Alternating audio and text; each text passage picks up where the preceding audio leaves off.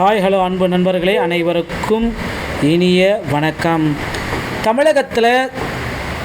தமிழகத்தில் திமுக ஆட்சியுடைய பொறுப்பேற்ற நாளிலிருந்து இன்றைய நாள் வரை வேளாண் துறைக்கு தனி பட்ஜெட் தாக்கல் செய்யப்பட்டு வருகிறது. அந்த வகையில் 5வது முறையாக தமிழக வேளாண் பட்ஜெட்டை சட்டப்பேரவையில் தமிழக வேளாண் துறை அமைச்சர் MRK பன்னீர்செல்வம் அவர்கள் தாக்கல் செய்தார். அந்த தாக்கலில் விவசாய பெருமக்களுக்கு ஒரு மகிழ்ச்சியான செய்தியும் இருக்குங்க. அது குறித்து இந்த வீடியோ தொகுப்பில் நாம் பார்க்குறோம். நம்முடைய சேனலில் முதல் முறையாக பார்க்குறீங்க அப்படின்னா மறக்காமல் சப்ஸ்கிரைப் அண்ட் பெல்லை கிளிக் பண்ணி வச்சுக்கோங்க. வாங்க வீடியோக்குள்ளே போகலாம். வீடியோட இறுதியில் வேளாண்மை துறையில் யாருக்கெல்லாம் தள்ளுபடி கிடைக்குன்றதை நான் சொல்லியிருக்கேன். ஸோ ஸ்கிப் பண்ணாமல் பாருங்கள். தமிழகத்தில் கடந்த 5 ஆண்டுகளாகவே பார்த்திங்கன்னா திமுகவுடைய ஆட்சி நிறைவு தருவாயில் இருக்குது. இந்த டைமில் பார்த்திங்கன்னா திமுக பொறுப்பேற்றிலிருந்து கடந்த 2021ஆம் ஆண்டு முதல் வேளாண் துறைக்கு தனியாக பட்ஜெட் ஒதுக்கிட்டு வராங்க. ஆனால் இப்போ பார்த்திங்கன்னா வேளாண் துறையில் உடனடியாக அந்த பயிர்கடன்களை தள்ளுபடி செய்யலாம், கடன் தேர்தல் வாக்குறுதிகள் நம்ம குறிப்பிட்டதை நிறைவேற்றலாம் அப்படின்ட்டு சில முடிவுகளை எடுத்துகிட்ருக்காங்க.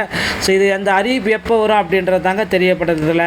இந்த அறிவிப்பு எப்போ வரும் அப்படின்னு பார்த்தீங்கன்னா ஏப்ரல் 15ஆம் தேதிக்கு முன்னாடி இந்த அறிவிப்பு வெளியாகிடும். அதனால் கவலையப்பட வேண்டாம்.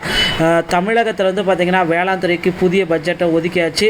இனிவரும் காலங்களில் வேளாண் துறையுடைய கூட்டுறவு சங்கங்கள் மூலமா நீங்கள் வாங்கியிருக்க கடன்கள் ஒட்டுமொத்தமாக தள்ளுபடி செய்யப்படும் அப்படின்ற அறிவிப்பையும் விரைவில் முதலமைச்சர் மு.க. ஸ்டாலின் அவர்கள் வெளியிடுவார் அப்படின்றத நம்ம எதிர்பார்க்கலாங்க.